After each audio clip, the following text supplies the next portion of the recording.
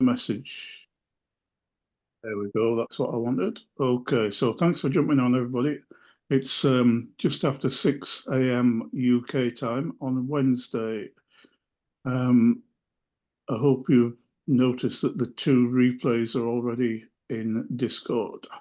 So if I share my screen, I'm looking at trading view. I've got Euro US by coincidence. I want to look at the down under crossfire pairs actually this morning, but we'll continue with this. We're pretty much on schedule as far as what I wanted to get done on this bootcamp. There's a couple of things I need to add to that list, but anyway.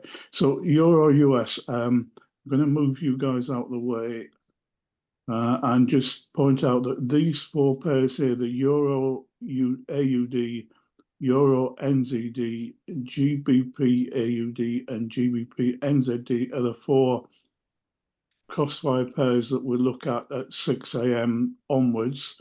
I am in the habit of also looking at Euro USD whenever I'm on the charts, and that's because it does give many more trading opportunities than a lot of the other pairs. So this is yesterday's trading session. We were actually live when this happened yesterday afternoon at 1:30. Massive tank went down round about 60 pips, and then it went sideways for the rest of the afternoon, and it went down a bit more in the evening, and it's just sort of moving sideways now.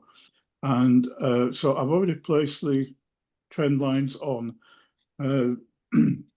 So let's have a look at the news, and then we'll come back to that. Incidentally, that was entirely due to news and price manipulation disguised as news. So we need to be really careful about news. And at 7 a.m. today, there's some, excuse me, there's some British pound red flag news.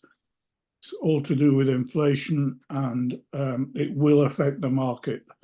There's also some less important, all to do with inflation this morning. So quite a few low impact, but one particularly high impact news. Looking through the rest of the day, there's a little bit of low impact news on the British pound at 9:30. There's some euro news at 10. There's 3 o'clock. There's well, they've got it as high impact, but it's a speech by Governor Bailey, the Bank of England. It doesn't tend to, unless he says something radical, it doesn't tend to affect prices that much. But what I'm noticing is that there's no 1:30 news this afternoon on the US dollar. So this afternoon's trading may be a little bit quieter than it was yesterday. I'm going to confirm those by looking at my FX book. We've got at 7 o'clock again, GBP, lots and lots of news items, including two medium and one high impact, all at 7 o'clock.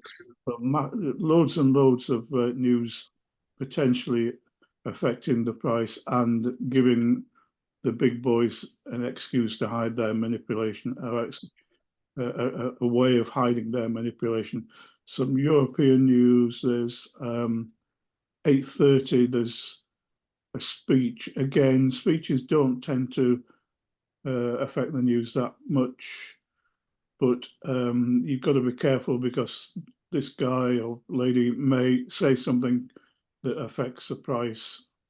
And then looking through, they've got 10 o'clock high impact. They've got nothing. Well, yeah, there's 1:30. There's 1, 2, 3, and they've got one of them as medium. So we could get a bit of movement at 1:30. So let's have a quick look at the chart. I've marked on here already the trend lines, and just in case anybody's on this session for the first time, we place a green trend line above the current price we place a red light trend line below the current price. We wait for this 6 o'clock candle to close, which will be in 6 minutes time, and then we place those trend lines more accurately. What I've done before I came on this morning was I've marked up yesterday's POC by going back to this. Well, I'll put the SVP on, then you can see where it came from.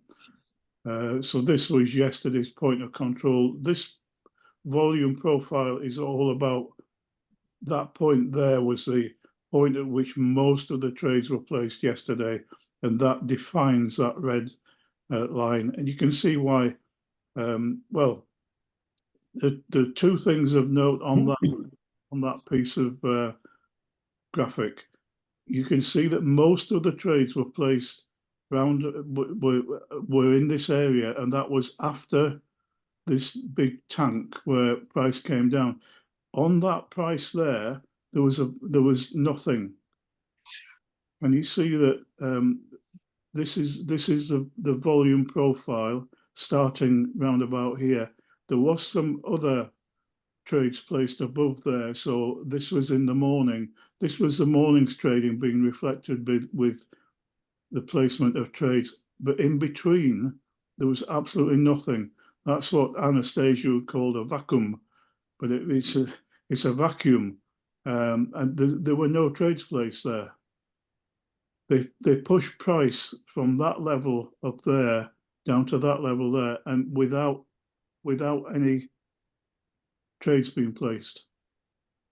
So that's what we call price manipulation, and they did it quickly so that none of us retail traders could jump on the bandwagon and profit out of that big drop. And that's a common thing when there's a big price change. We might have to go back to find another example, but that was a classic example of the vacuum. There was no trades placed in that area there. So why did price go down? We can see one there. There's a vacuum there, look. Nothing going on. And then a little peak there, a smaller peak there, well, an equal peak there. So several peaks coming out down and below, but from that point there up to that point there was nothing. So anyway, that's just something I noticed when I was looking at the chart. So I'll take off the SVP for now. And there's something else I wanted to mention whilst we're waiting for this 6 o'clock candle to close. I mentioned a couple of things on this this cog here at the top right hand, which is to do with the charts. Now, a couple of my new people have asked me what plan you need to take on TradingView. Now, personally, I've got the lowest price one. I don't know how much it is, about $15 a month. There are a couple of higher plans. Basically, if you're just trading Crossfire, you can see I've got 1, 2, 3, 4, and if you add on the water atta, I've got 5 indicators on this chart, and that's actually all you need for this strategy. But if you want to trade other strategies, you still don't need to buy a more expensive plan, because you can get, if you click on this cog here, no, I'm misleading you. Where I've got this one here, where I've labeled it Crossfire.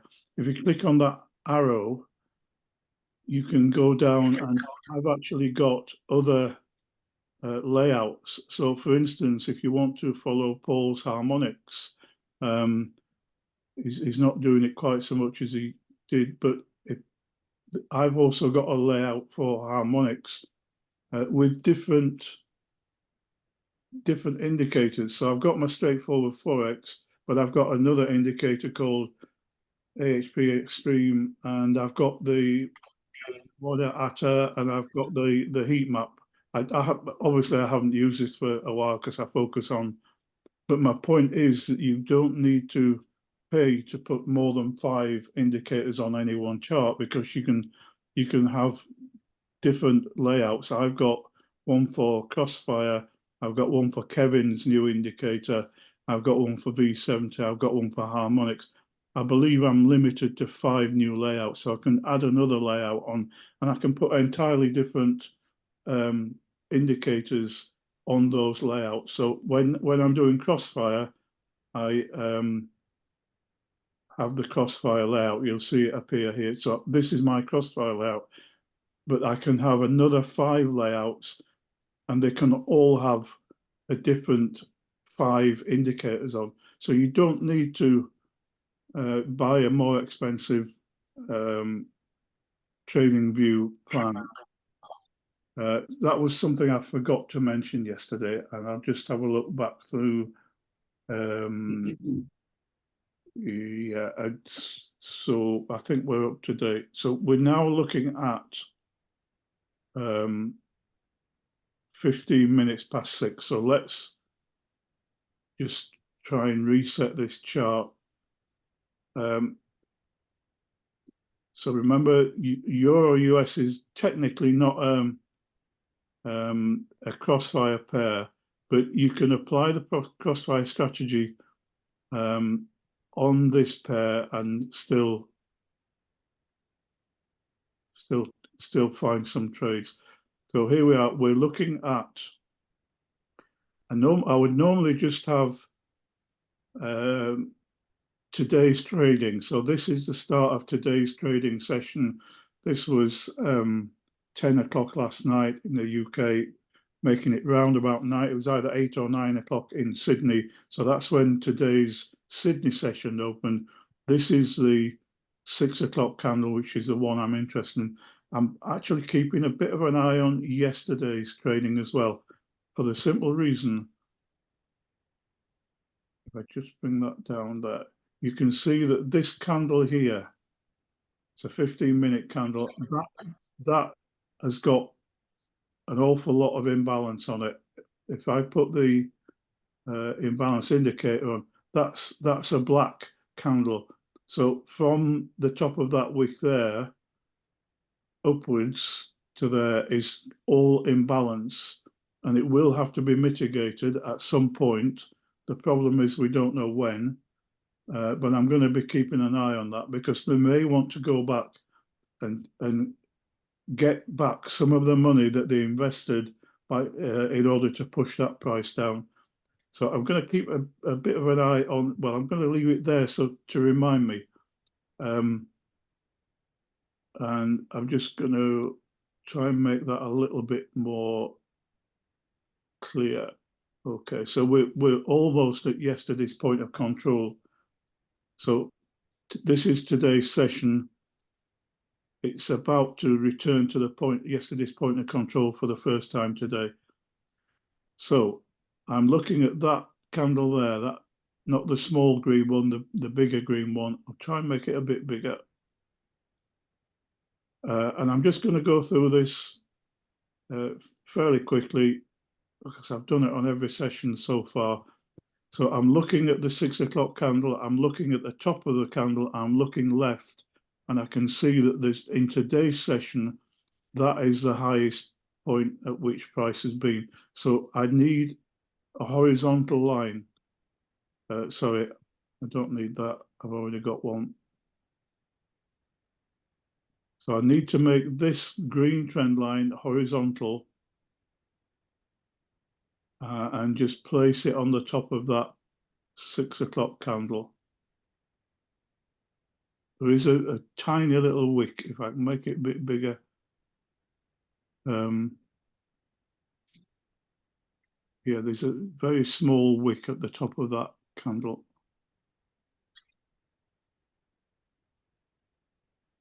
Move it down a little bit.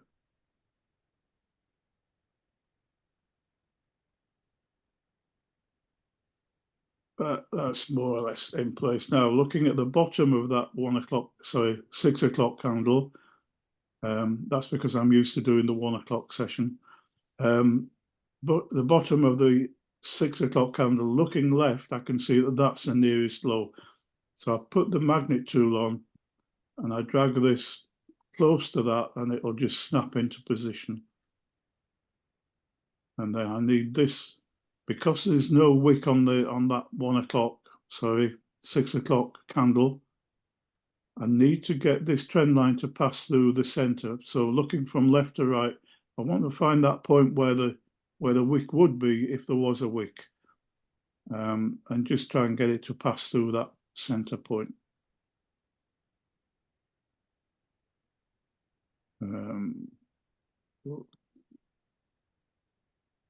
So that is in position. There we go. That's in position.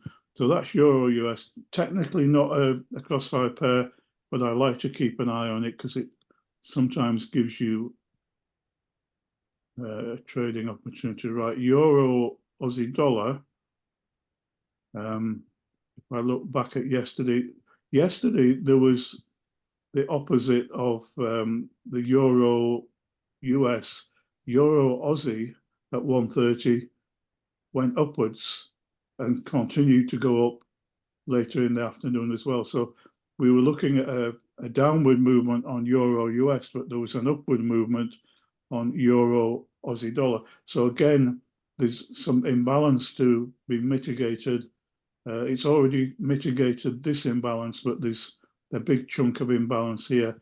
And coincidentally, if it went down to mitigate that imbalance, it would take it back to yesterday's POC. So I'm looking at the 6 o'clock candle, which is this one. I'm looking at the top of the candle. There is a wick, and right next to it, there's a higher. So not that one. I want to be on that one. And then touch the top of the wick.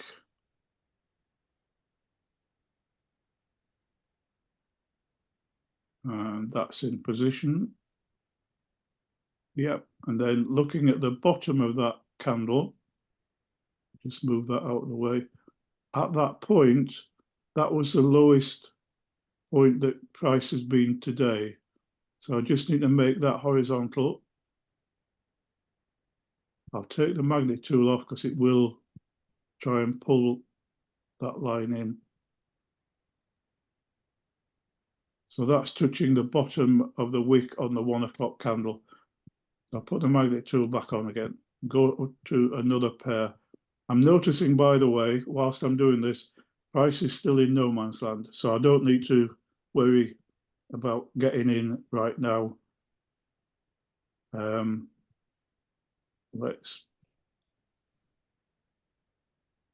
Okay, so there's the 1 o'clock candle.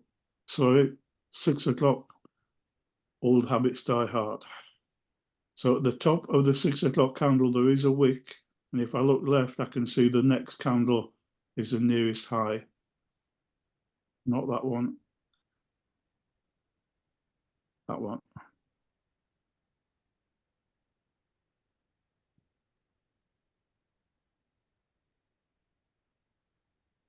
Okay, and same as the last pair, that wick at the bottom is the lowest that price has been all day. So I'm going to knock off the magnet tool, make that horizontal,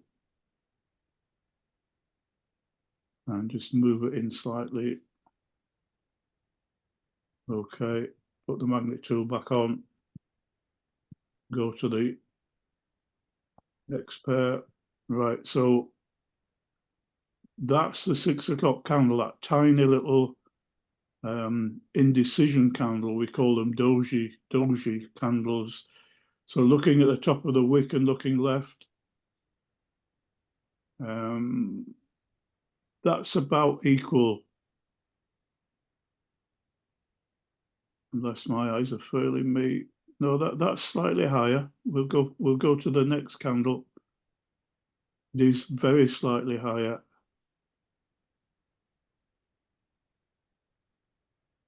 So that's touching the top of the 6 o'clock. If I look at the bottom of that wick, I can see that that's the lowest point so far today. Oh, it was. This one's lower, but that's the 6 o'clock candle. So I need to get this horizontal.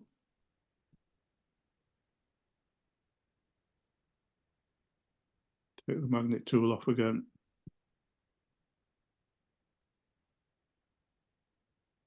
And then slide that up to touch the bottom of the 6 o'clock wick a little bit further.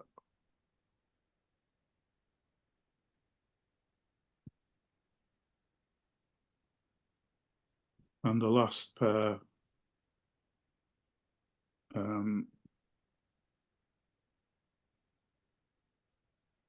so that's the 6 o'clock candle. If I look at the top of the wick, that very next candle is slightly higher.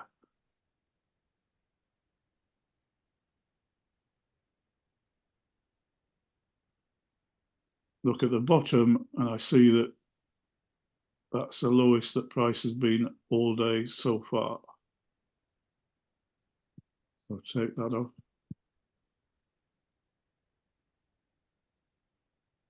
Okay, so we're all set up on the 15-minute chart. This icon is reminding me that at 7 o'clock there's some British pound news. So I'm probably not, well, I'm definitely not going to get into a trade on the GBP pairs before 6 o'clock. So sorry, before 6:30. Before I'll get it right, before 7 o'clock. So I'm highly unlikely to get in a trade on these pairs before 7. 2-minute chart. I'll just reset that. Right click, reset. Just move that up. Okay, so just looking without any indicators on, that one is of no interest to me because price is still in no man's land. It's between the green and the red. It's consolidating, it's moving, and the reason it's consolidating is because of this 7 o'clock news. So if I needed another confirmation not to get in, this explosion line is below the dead zone line. So that's a no-no. When that happens, we're in consolidation. You can see we're in consolidation. I don't need to put any further indicators on to tell me to keep out, but I'm going to put straightforward Forex on. I can see that we are in a wave down, but I can also see that we've got green PSARs pushing price up. So that's contradictory and really just confirms that I need to stay out of that for now. If I put the 513.62 clouds on, we're in a downtrend. We've got a red cloud. The 200 moving average is pointing downwards. The 62 is pointing downwards. If I can see that red line there, this red line here, that's the 13 moving average pointing downwards, and the 5, the blue line, is pointing downwards. We've now got a red PSAR, so we're in a wave down. We've got a red PSAR, but number one, we're still in no man's land. We need price to get below the red trend line, and we need this histogram to be above the dead zone, and we need the explosion line to be above the dead zone. So there's nothing of any interest there at the minute. And basically because we've got high impact news at 7 and the big boys are literally sitting on the hands, possibly wanting to manipulate price under the disguise of the 7 o'clock news. Now, let me just, I can just try and get a bit more data on the screen. So price has been coming downwards since, well, since about midnight, just after midnight UK time here. It went up and it peaked up that point, and then when we got into Wednesday UK, it started its descent. So that's all I can read in there. We're not going to get in basically because of the no man's land situation. This is probably the same.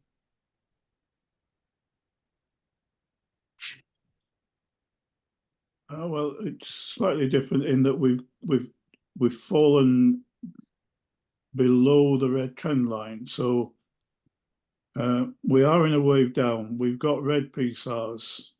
I'll just reset that, make it a bit, there we go. We've got quite a while back, 5 o'clock-ish, it started to go in the wave. Mind you, it's been basically in a wave down all day. Wave down, red PSARs. We are below the red trend line.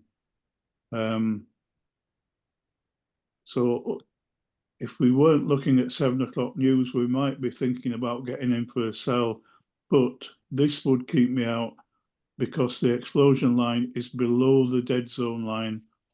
The histogram is up. Richard, just something very quickly. You know the WA indicator at the bottom there. Yeah. Yours is set up different to the one on in the workbook. Yeah. Okay. Well, I'll cover that now. That was something I wanted to cover, so I'll take this. Okay. But what I need to do is, if I take off, because I'm limited to 5 indicators, I can't put another indicator on unless I take one off. So I'll take off imbalance, and I'm going to put on it's called the Wada Atta. And I've got 2 Wada Attas. I've got the version 2, which is the one you're looking at there. And if I put on version 3, we can compare. Yeah, thanks for reminding me. That's something I did make a note that I wanted to do this today. So let's make it a bit bigger and just focus on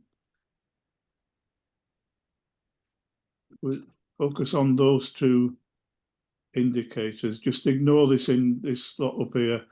Look at what we're seeing here. Wada Atta 2 and Wada Atta 3. This is the one I've got in the workbook, and it's all about presentation, because if you look at this one, you've got the dead zone, which is the red line. You can see it's moving. It was higher over here. The dead zone isn't.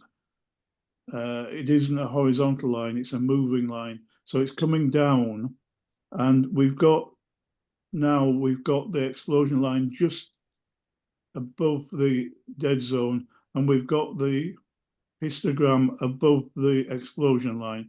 So that's forming what I like to see. Here, you're basically seeing the same thing upside down. Yeah.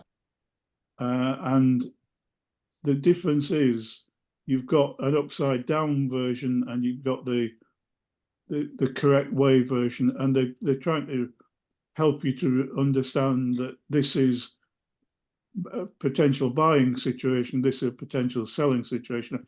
But if you look closely, you can see this is green, so we're looking at a potential buy, and it's just a different way of presenting the same information. And it's personally, it's down to you which you prefer. I was using this quite happily for a long time, and then 1 or 2 people said to me, when I was looking at this and saying the histogram is above the explosion line, and people was thinking, well, no, it's not, it's below the explosion line. And it's really just how you read that information. So there's no difference in what it tells you. I think there is one setting on the version 3 that I changed, and it might give you a slightly different reading, but not a massive difference. If you look at that, we've got explosion line above the dead zone, but the histogram isn't above the dead zone. So it isn't above the explosion line, and it's exactly the same here. You've got the histogram very slightly above the. So it's just a question of your choice, whichever you want. I can't have both of them on my chart at the same time. No. But so the blue shaded area is the dead zone area. Yes. Right. This is the bottom of the dead zone. That's the top of the dead zone. This is the bottom. That's the top of the dead zone. You're just seeing like a mirror image. All Yeah. right. And this one keeps it simpler, I guess. This one makes it more obvious that but I was getting caught out by saying that histogram is above the explosion line. People were saying, no, it's not. It's below the explosion. Okay. It's just whichever you want, to be honest. I like the top one because it doesn't take up so much room on the screen. Yeah, I'm sort of getting used to using the top one now. Anyway, I'll take one of them off, and then I can get my imbalance back on.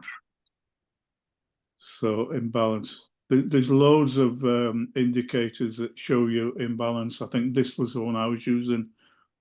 But the imbalance indicator comes with a caveat in that, let me just try and get this back down to where it was.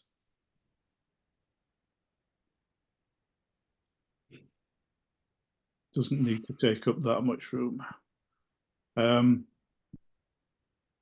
I'll right click on that, reset the chart. Okay, so I've now got imbalance on, and as you can see, this one is an example. It's showing that as it being imbalanced, but actually that candle took out most of that imbalance, but we've still got the candle, the full candle showing imbalance. So that's the only caveat with this particular imbalance indicator. It doesn't take away the imbalance, doesn't take away the indication when the imbalance is being filled.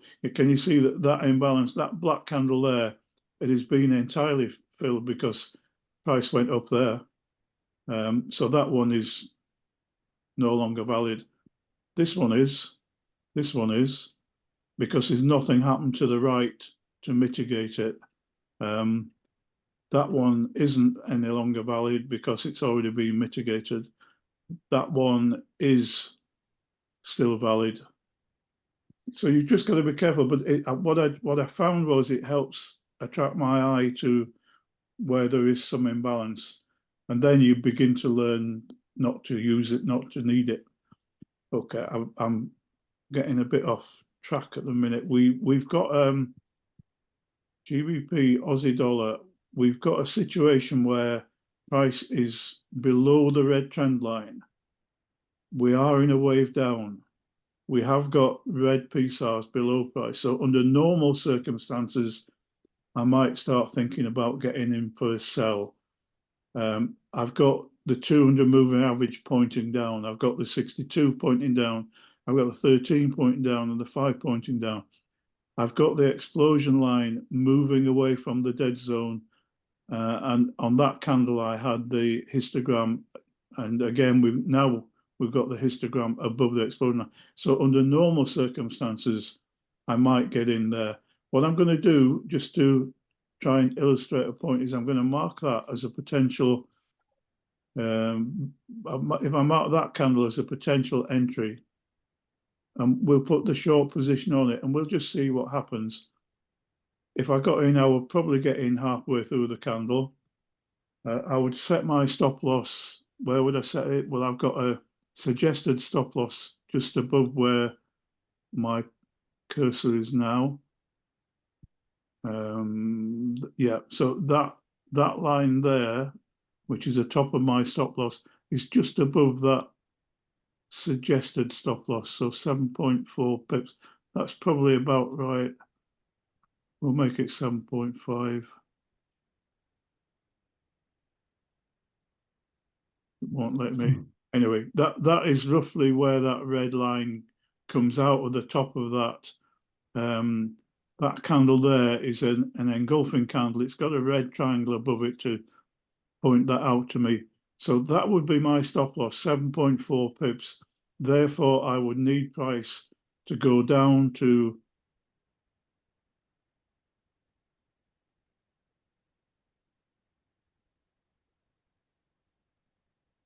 that point there. I would do a sanity check. I would look at the 15-minute chart and look left.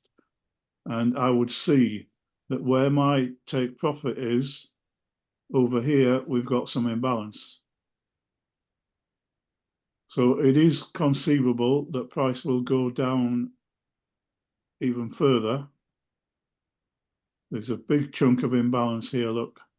So, and this 200 moving average is a potential turning point. If the price keeps on going down, it's likely to bounce off that, but I'll have already got my 1 to 2.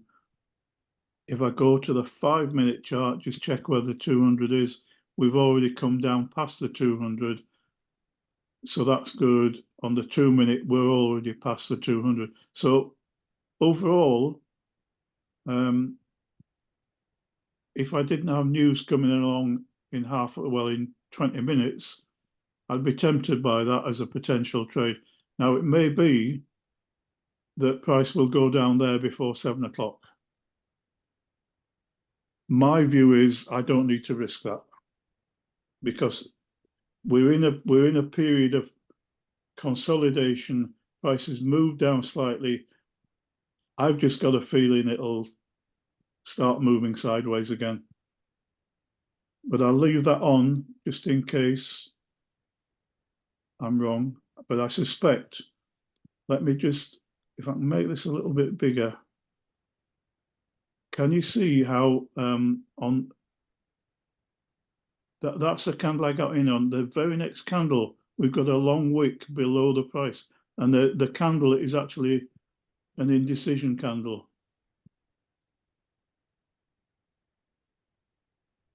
That green candle there is almost entirely wick and very little body. That candle is the same. So it's thinking about changing its direction.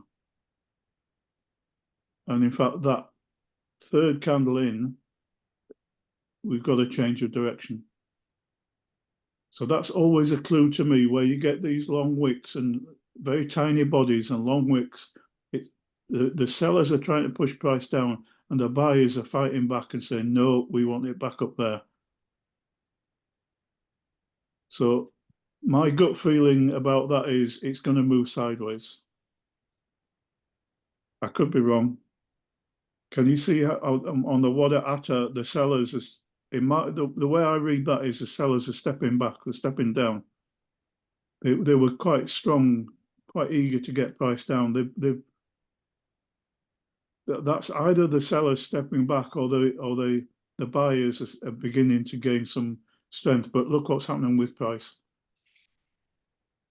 You've got 1, 2, 3 indecision candles there. So in my eyes, I would keep away from that because I know that there's news coming on at 7 and there's bound to be some price manipulation.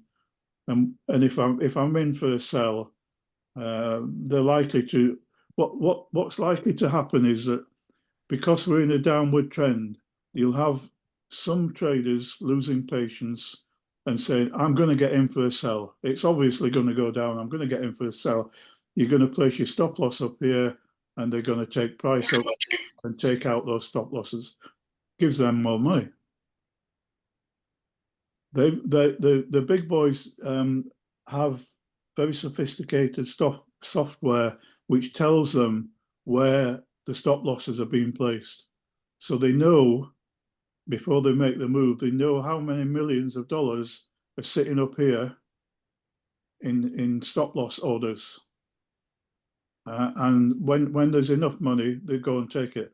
Now, price is going down, so I could prove me entirely wrong, but I'm not prepared to risk it.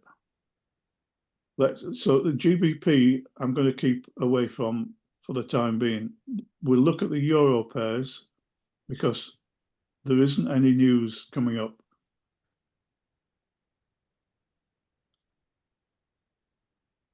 Euro NZD is still in no man's land. So I don't need to look any further.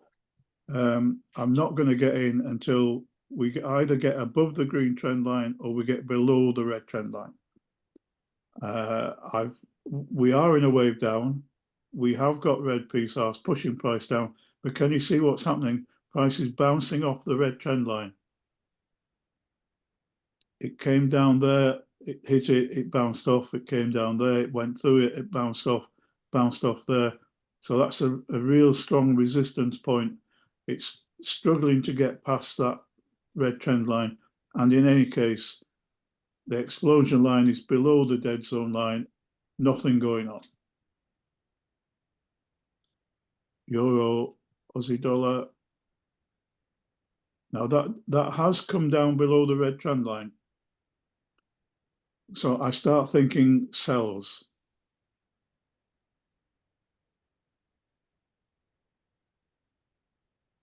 We are in a wave down.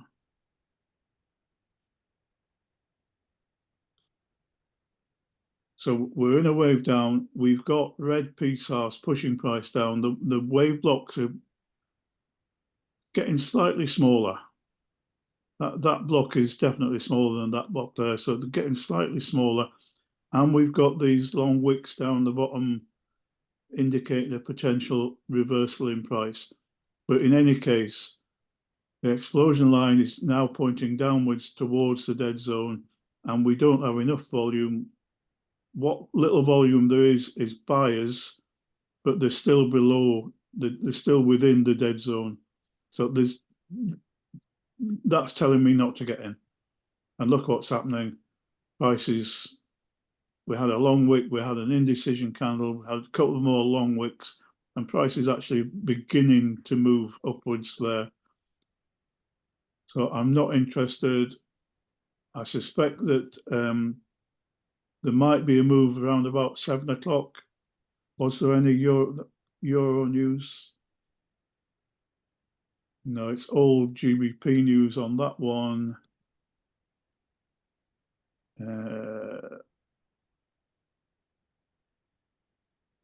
Just looking for reasons why they might manipulate the euro dollar. Sorry, the euro versus the Aussie dollar. There's nothing at 7 o'clock.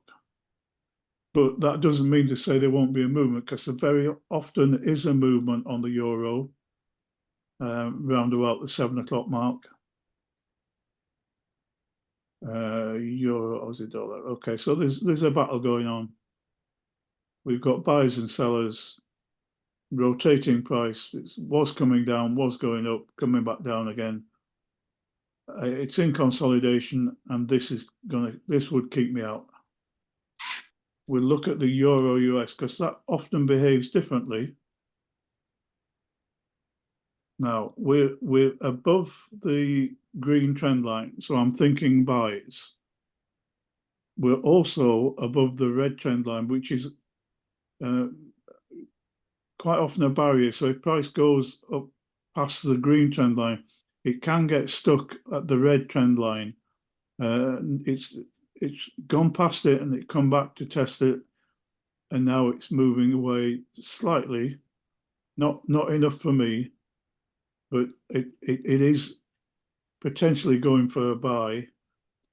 So I look at the other indicators. We are in a wave up. We have got red PSARs. We're just struggling to get above the red trend line, but we've got the 200 moving average pointing upwards. We've got the 62 pointing upwards. We've got the 13 pointing upwards. The 13 wave blocks are moving away, are pretty consistent in size. They were quite small here, but they've grown to that size, and they've stayed more or less at that size. There was a bit of hesitation at that point when it got to yesterday's POC. Then on this occasion, it went through the POC, through the red trend line. So it's trying to get upwards. This is keeping me out because the explosion line is moving away from the dead zone, but the histogram's not above the explosion line. Price is actually clinging to the red trend line. So we've got about 12 minutes before that news hits. So what I want to start on today is the indicator setting. Well, first of all, the indicators and then the settings. So if I'm going to take off the cloud and just leave straightforward Forex. I'm going to take off the Wada Atta. So we're just focusing. Everything you see on my screen now is straightforward Forex. Now, straightforward Forex version 1.2 has got a lot more to it than I've got on the screen. I've knocked off some of the components of straightforward Forex just to keep my screen simpler. But I'm going to show you what you've got in the this SFF indicator. I'm going to take off the candles. If it'll let me, it's not letting me.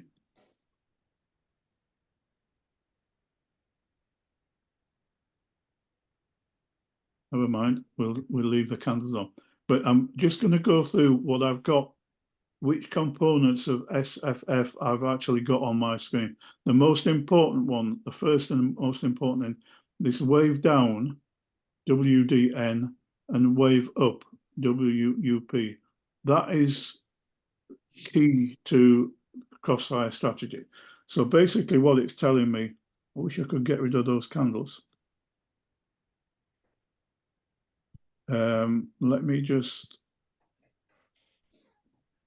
if I just change the time frame, maybe that will do it. No, it's not letting me. Basically, if you try and ignore these dark green and dark red candle, these are the actual price candles. I'm trying to get rid of them, but I'm trying to show you that when you get into a wave up, these wave blocks turn to green. So on that candle there and that candle alone, I believe, if I could get rid of that red candle, you would see a red wave block. I'll try and find, there we go. We've got red wave blocks here. So we came into a wave down and the wave block changed from green to red. And the size of the wave blocks is important too. So you've got quite big, strong wave blocks going up there, and you've got quite small wave blocks coming down there. And then at that point, those wave blocks changed.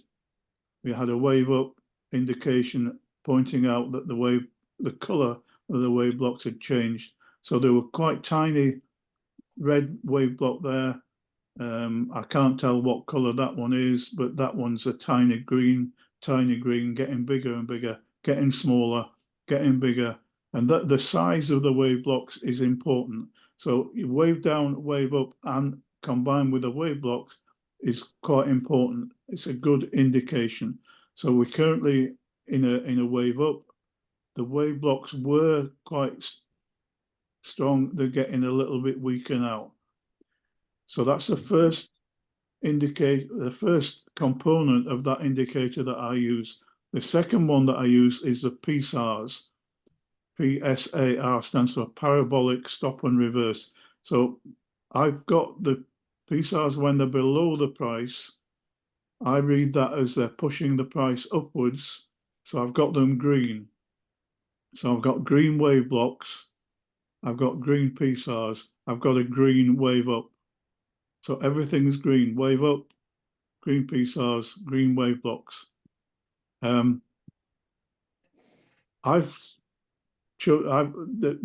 got on the straightforward Forex indicator, you're allowed one moving average, and I've changed the moving average. This is the 5 moving average. So the blue line is the 5 moving average. So that's telling me what's going on in the previous 5 candles. And you can see that it's a bit more volatile than the other moving averages are. I've also got these triangle shaped indicators here. Now that is telling me that we've got an engulfing candle. That red triangle is pointing out to me that I've got a bearish engulfing candle. And that means that that candle is bigger than the previous candle. Here you've got a green triangle. That's telling me that this candle is bigger than the previous candle. Now there's a black triangle there, and if I've got this right way around, I've got the black triangles as pointing out that we've got what they call a full engulfing candle. So basically, the whole of that candle, including the wick, is bigger than the whole of that candle, including the wick. Whereas this one is the body of the candle is bigger than the body of that candle, ignoring the wicks. That's the only subtle difference between the black triangle and the red or the green triangle. What else have I got on straightforward Forex? Oh, I've got. Can you see that there's an engulfing candle there, and it just moved because we've got another engulfing candle there. So we've now got a horizontal line coming out of the top of that engulfing candle. That is suggesting a potential stop loss position. For some reason, we don't have a green one coming out of that one, but there would have been, if we go back, if we went back in time, there would have been a green horizontal line coming from the bottom of that candle, and that would be an important suggested stop loss position. There's something else on this. Can I just ask while you've got your mouse there, what is the dotted red line? That's exactly what I was going to come to. Oh, sorry. No, don't worry, because I could quite easily have missed it, but I'd noticed it. So there's a dotted red line here. I'm just trying to see if I can find an earlier one in the opposite direction. But anyway, this is indicating that if price came below that dotted line, that dashed line there, price would have to get below that dashed line in order for there to be a break of structure. So if you were, we're currently in an upward trend, price is going upwards, we're in a wave up, price is going upwards. It is actually starting to come back down, and that is to tell me that it is coming back down, but it needs to break past that point in order to break structure. Now, break structure is another important factor in Forex trading. The structure at the minute is an upward trend. If we were going to get into a downward trend, we'd have to break past that point there.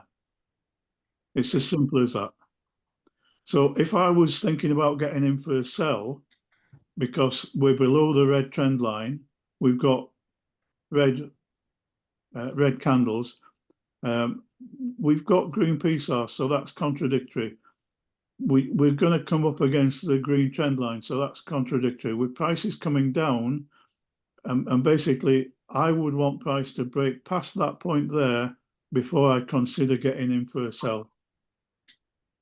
It's starting to look like it, isn't it? It's starting to think it might do. So, Richard's hiya. Yeah. Could you just flash through your settings on your straightforward? I'm actually. So again, could you just show us your settings on your straightforward? Yes, I will. Yeah, I'll just take pictures and things. I just want to make one point. Price is actually broken through that. That point was actually from the bottom of that wick there. It's actually broken through now. So if I was thinking about getting in for a sell, I would be more confident that we're heading for a sell because we've broken past where that dashed line was. So yeah, so we're on straightforward Forex. I'm going to look at my settings.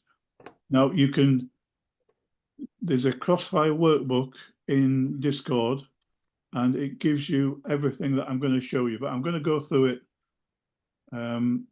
So if I go to this cog here, and I get settings, and you're looking at inputs and you're looking at style, just ignore visibility. So on inputs, the first option you've got is you can go on a dark mode, and I'll click on that, and it just gives you, you've got a chart like Paul displays his chart, you've got a black background. I prefer, and it's just a personal preference, I prefer the the light mode, so I knock off the dark mode. I ignore the line length and width. I don't ever change those. The second option you've got is to apply the PSARs to the chart. The numbers I don't change, but I apply the PSARs. If I untick this, you'll see that the PSARs disappear in a second. Yep, so the green dots and the red dots disappear. So I've just got apply PSARs. I don't change the numbers. Kevin's put those numbers in and they're good enough for me. I've got you can apply the EMAs. We currently only have one EMA. We're looking at this blue, very thin blue line here. If you take that off, it should disappear. There we go, it's disappeared.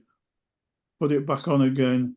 I can change this I'll change it to 13, and what you'll see is it'll go to run alongside those wave blocks. If I just change that to 13 and press OK.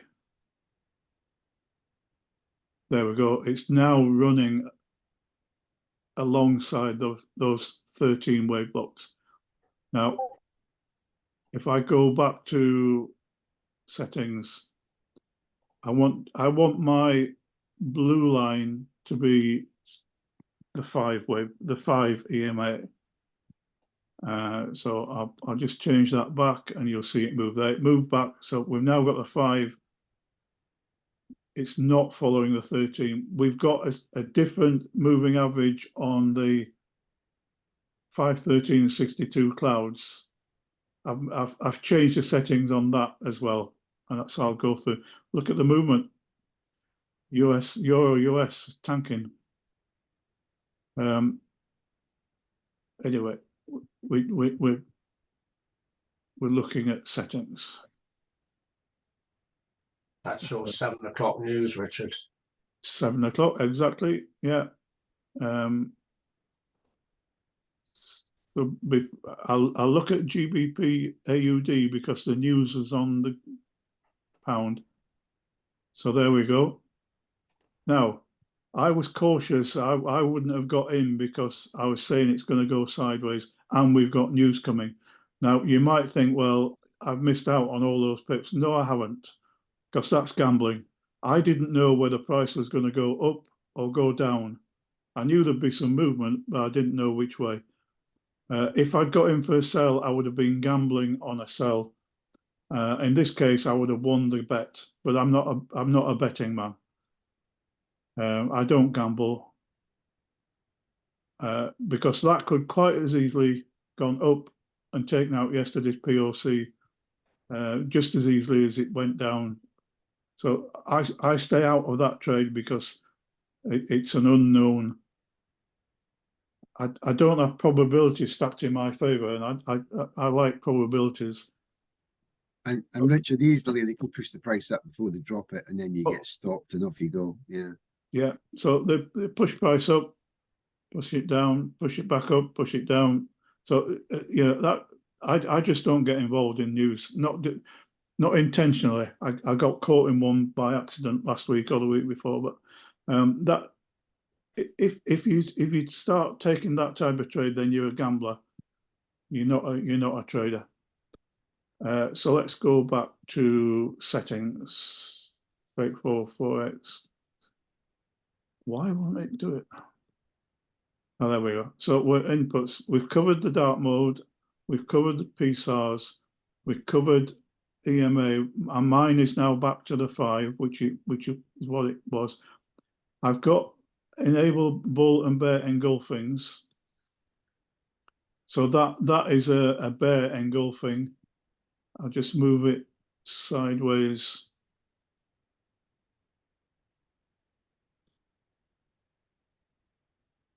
There we go. So I've got enable bull and bear engulfings. If I untick that triangle there should disappear. There we go, it's disappeared. So that puts on my normal engulfing. So I've got a red triangle there. If I have there's a green one there. So I've differentiated between bear engulfing and bull engulfings there. I haven't changed any of those numbers. And if we go to wave time frame, I've got color for an up wave green, I've got color for a down wave red. But I'm going through these quickly because if you want to study them or you want to change your settings, just go to the Crossfire workbook, which is in this Discord. This is important. Smooth wave settings. My input smoothing length is 13, which is why those wave blocks follow the 13 EMA. I haven't changed anything else. I've just changed 13. If you look at some of Paul's settings, he uses bigger numbers. I use a small number, 13. I've unticked the double wave smoothing. It didn't really seem to make a difference. Let's have a look at some of these. So you can this show close needed to break market structure. That was what we were talking about. There was a red dashed line down there, down here somewhere. And I've ticked that so that I can so that I'm aware of the point at which we break market structure. I'm not clear what these show arrows and breaker candles means. You can either tick it or untick it. Doesn't really seem to make any difference. Now there's something here called super trend, which a lot of people like to have on the chart. Let me just try and get a better chart. There we go. I'll move that to one side. Super trend is quite a nifty little. I shouldn't have. Oh, there we go.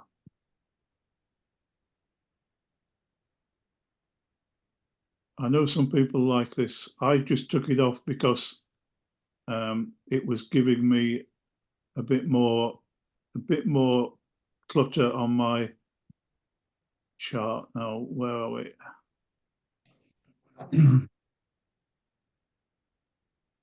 I just take those off. Right. So we've got. Can you see this red line? Yeah. This is the super trend. So basically, a red line above the current price means we're in the trend is a selling trend. And when the trend changes to green, or sorry, when the trend changes to an upward trend, that line will change to green. And let's go back and see if we can find an example. It is quite a nifty. There we go. Look, we've got green underneath the price there. So indicating that from that point where it started, we were in an upward trend, and then from that point, still an upward trend, still a green line.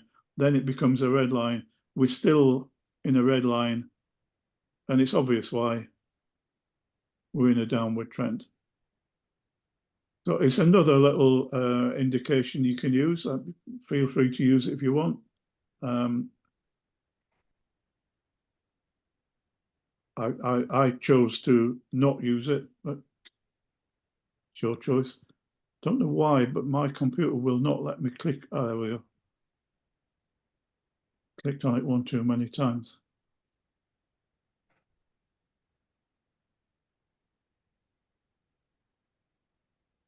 Okay, so we were down as far as super trend. I didn't change any of those numbers. I've got no idea what that means. Bullish color, bearish color, everything on my chart is greener. So you can also change the style.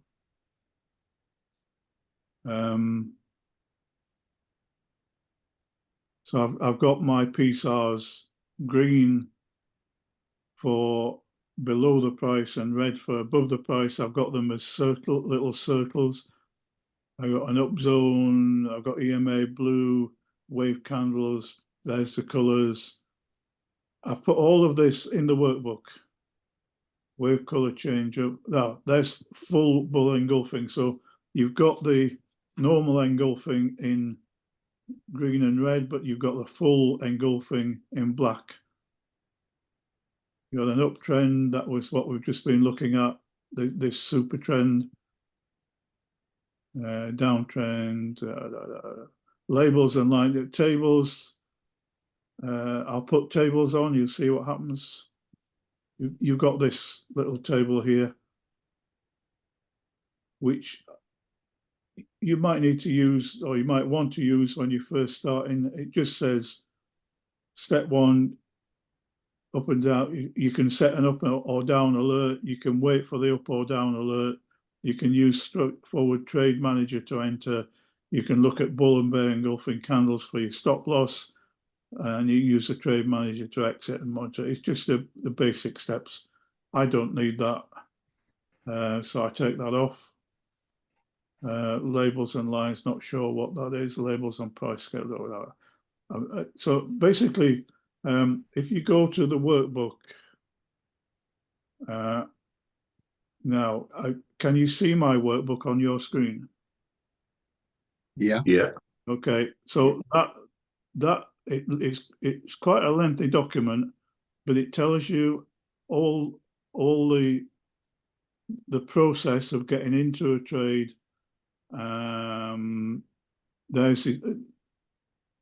So that's all about the entry, that's about the stop loss, that's about the take profit. And then there's just lots and lots of screen grabs of my settings. So if you look through the workbook, you can change your settings to match mine. And most of the document is settings. What I've got on the bottom, the WADA ATA, you need to decide which one you want to use. So this is, I put in the settings for version 3. I'm actually using version 2 right now. But there is just one setting that I altered on that version 3. But all your settings are there. You don't need anything else. I haven't changed anything. So that is an important document, and go and have a look at it. So that's my settings on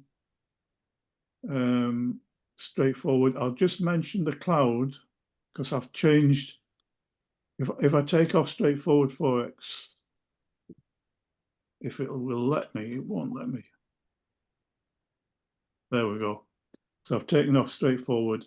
I'll take this off. And then I need to think about finishing this session. So we'll talk a bit more tomorrow or the day after on WADA ATA, but if I just look at my clouds, this was originally intended to show the 5, 13 and 62 moving averages. I've changed that. I've actually got, if I go to settings, if it will let me, there we go. So inputs, instead of 5, 13 and 62, I've changed that because remember, I've got the 5 moving average on my straightforward Forex. That's that very thin blue line. So I don't need the 5 on here. So I've got the 13, I've got the 62, and I've got the 200. So style, I've got the 13, I've got is a red line. The 62 I've got is a green line, and the 200 is a thicker black line. You can also add the RSI and the ATR. They might be useful to some people. I don't particularly use those, but you can add them. And this is the background. So the red cloud is color number 1. You can increase the opacity of that. So you see that change there?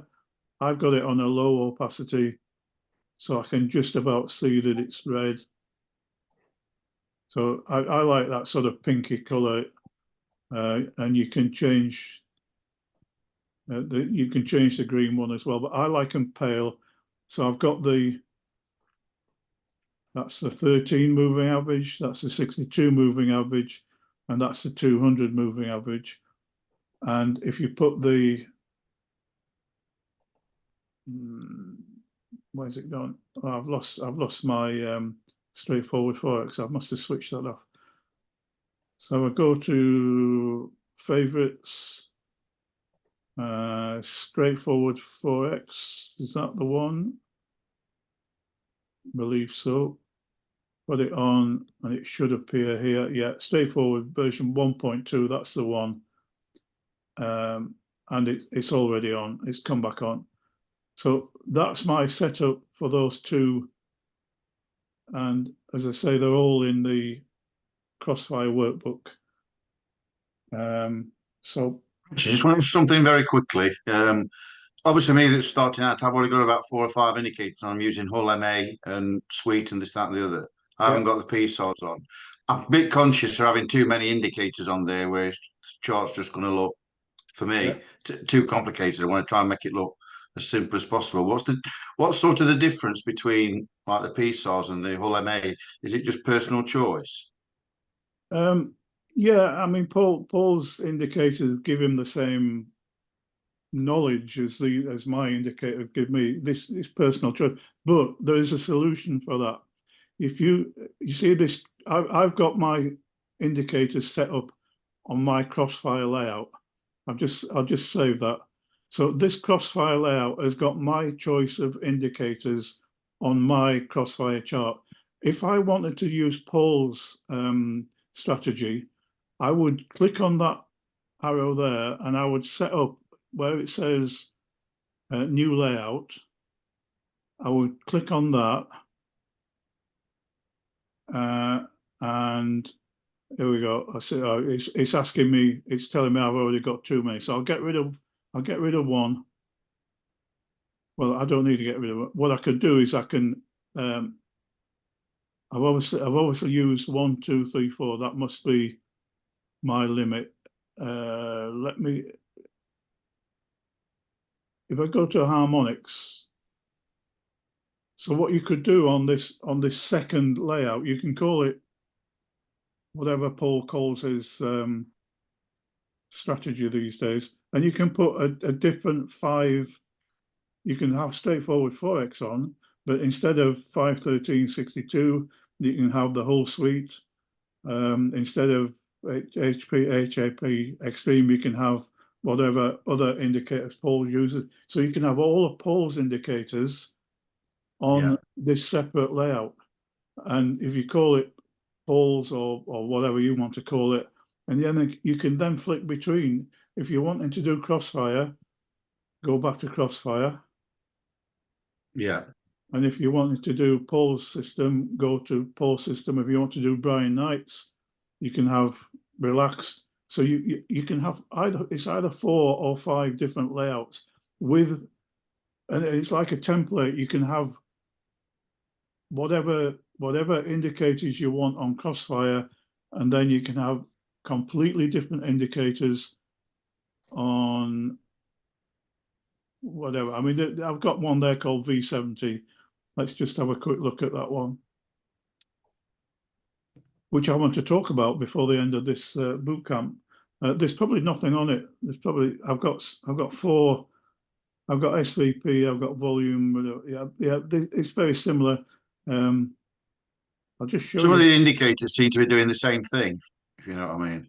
Yes, they are. They're doing. You're getting the same information. I mean, I watch Paul's sessions and I understand where he's coming from, but he's using different indicators to the ones I use, but he's getting the same information. Right. It just coming in a different way. I just want to show this one. I've just opened an indicator called volume, which when you first open TradingView, it's on your chart. You need to turn it off if you haven't already turned it off. Well, unless you want to use it. but it's this indicator down here. Can I make it bigger or smaller? I don't know. No, I can't make it bigger or small, but basically, yes, I can make it clear. This volume is related to time. So at 1 o'clock yesterday, and that's at 2 o'clock yesterday. I'm on the 1 hour time frame. You can go down to the 15-minute. There we go. So at 1:30, at 1:30 yesterday, you have the highest peak of volume. And if you look back every day, incidentally, I'm on GBP AUD, and yet at 1:30, there was the highest volume occurred. So that was the highest volume of trades at that time. And if you go back, you'll see that the previous day, there was no such peak. So that's telling me there was something unusual went on at 1:30 yesterday. Now, if I was on Euro USD, I would expect the peak of volume to be at 1:30 because there was red flag news. So at 1:30, there was a peak of volume, and incidentally, because that histogram is red, the peak of volume was in selling orders or sales orders, or short orders, I should say, as opposed to buys. I need to get rid of that. So yesterday there was a massive peak in volume. The day before it didn't occur, and that was because, well, the correlation is that it was all sideways movement the day before. There was no tanking. So volume at 1:30 yesterday, sorry, the day before, was just pretty normal, pretty average. It didn't even reach the high. The high yesterday was 8.15. So you can look for trends. There's a 1:30 again, a peak in 1:30 because price did go up a little bit, but that was a big peak there. What I was going to say was, if you want to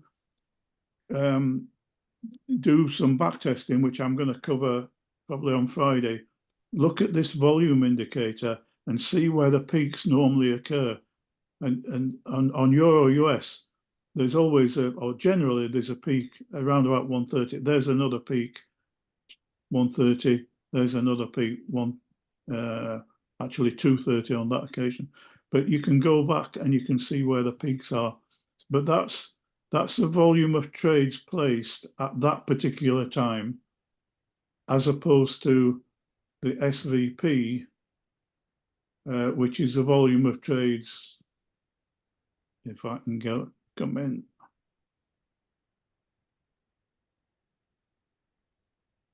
This is the volume of trades placed, not at a particular time. This is the volume of trades placed at a particular price. So I use SVP, but you can also, if you're doing back testing, you can look at that 1:30 peak there was that there. It also was relevant to here because there was a vacuum there. There was no trades placed at that point. They pushed it down instantly. Anyway, that's all a different subject. I need to finish. We're 22 minutes past 7. I've gone on way too long. Any last questions before I call it a day? Just a very quick one. That SVP, will you go over the settings for that tomorrow Yes. or Friday? Yes. Yes, I'll definitely. It'll probably be Friday. Okay, thanks. But I've got it on my list of things to cover. We're getting along quite nicely. We're sort of on track what I plan to do. So we've got two further days, and I can always do an extra day if we run out of time. But I'm just conscious it's 20 past 7 and we've gone on long enough. So yeah, we'll cover SVP. We'll cover any other questions as well. That's an important part. Just going to move back to my Crossfire, then I don't get confused. But that's a handy little way of if you're using 2 or 3 strategies, just create a new layout. That's my Crossfire layout, and we've just been looking at my V70 layout, and I've got layouts for different. I was going to do some research on. This is Kevin's latest indicator. I think that stands for momentum, and so I've got V70 Crossfire and harmonics. I think I've got another one which is hiding on Brian's strategy. So I don't need Richard, very quickly. Yeah. So you set up the chart with the clouds and straightforward Forex or what other indicators you like, Yeah. you want to use, and then you go up to where yours says Crossfire and the drop down arrow. What do you do then? Create a new layout? So I'm on Crossfire now. If I click the little arrow, Yeah, it tells me if I want to create a new layout, I click right, on there. It'll probably tell me I can't because I've got enough. I've got, right. yeah, Okay. I've already got 5. But what I can do is load. Just explain it, Richard. Is it that what you do? You put the indicators on that you want on that particular setup. Yeah. Then you go up to that where it says Crossfire and click the arrow. Yeah, if you were creating a new one, so I've actually got, right, if I load that, right, so here I've got V70, I've got Crossfire, I've got momentum, I've got harmonics, I've got silver bullet. Right. Right, okay, so let's if I get rid of silver bullet, Right. I've now got a spare one. Okay. So if I want to let me go back through there. Go. Click on the arrow. If I want a new layout, because I've got room for a new layout. Right. So it'll give me the chart with no well, I've got an indicator on it's probably yeah. So that's the one that you get automatically. Right. Whether you want it or not. You can delete it, but I'll leave it on for now. Now what indicators will I put on? I've got the indicators and I want the Straightforward Forex or no? well, I would want the suites. Whole suite. I would want I definitely want straightforward Forex. And let's just pick a couple of others. Let's have the WADA ATA and let's have the VWAP. I do know what the VWAP is, but I've now got all of those indicators here. Yeah. 1, 2, 3, 4, and I've got the WADA ATA. If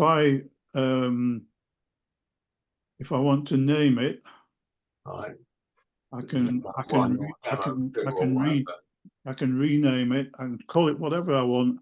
So I just put new and save it. So it's now there. That's my new layout. Okay. Yeah. I Okay. want to go back to Crossfire and go to Crossfire, and it'll go to my original. Taking its time, but it's yeah. So I'm now on Crossfire, and I can just flick backwards and forwards. So if I want to follow Paul at 1 o'clock this afternoon, I will use Paul's layout. If I want to follow Brian this evening, and put Brian's layout on, and I don't need to change the indicator. I've already got those indicators on Thank there. you, Richard. Excellent. Okay, so I'm glad I mentioned that because it is an important factor. People sometimes say, well, I've only got 5 indicators. Well, you can have 5 times 5. Richard? Yeah. I know they can do it that way. I've always done it. You know, the 4 squares at the top of your middle of your screen. These here. Yeah, I've always done it. Mine are all in there. Yeah, that's right. You've got indicator templates. These are already loaded. You can change them. So yeah, on those 4 squares, yeah, you can have another 5, I guess. Well, those are definitely 1, 2, 3, 4, 5. There's 6 on there, so you've got 6 in addition to the 5 You can, have I think you can have as many as you like on your version on that way. It's Okay. only on your screen, so you Right. can have 50 of the things if you wanted to do it. Wow. Okay, so that's a solution to the problem of only being allowed 5 indicators, because you can have 5 multiple times and they can all be different. So I'm definitely going to call it a day because my battery is running out. Thank you, Richard. An excellent session. Good. I'm glad you got some value. I'm going to put the replay in. It's in Discord. It's also now appearing under the, Paul's new school app. It's we're getting them put in there as well. So with all the education in there, you can have a look at that. But it takes about 15 minutes to render it to Discord, so it will be on within the hour. So thanks for jumping on. And what day is it tomorrow? It's 10. I'm live at 10 a.m. UK time tomorrow, and then 1 o'clock on Friday. If we need a bit more time, I'll do an additional session. But thanks for jumping on, and I shall see you all tomorrow. Thanks, Richard. Cheers, Richard. Thank you. Thank you. Thanks, Richard. Appreciate it. Cheers now.